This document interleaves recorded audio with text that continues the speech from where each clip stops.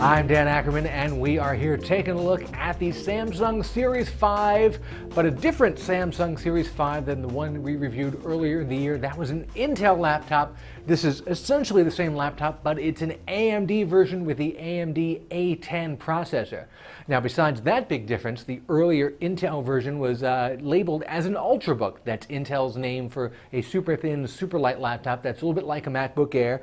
And say what you will about this particular Samsung, it's reasonably thin and light for a 14-inch laptop with an optical drive, but Ultrabook is not really the first name that comes to mind. When you think of it, it's still a little thick, a little heavy, especially compared to the other Ultrabooks that we've seen this year, which are all very, very thin and very light and usually don't have that optical drive.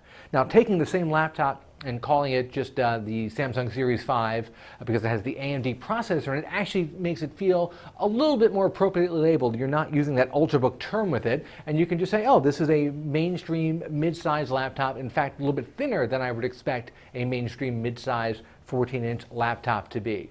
Now, performance-wise, it was not quite as fast as our Intel version. Battery did not last quite as long, although it wasn't hugely discounted in either category. The big issue I have with this perfectly usable Samsung Series 5 with the AMD processor is that Samsung's asking price for it is a little bit high when you usually expect the AMD version of a laptop to be less expensive than the Intel version. The Intel version of this, $799, $850, depending on exactly how you configure it. The AMD A10 version that Samsung has on their website is listed at $849.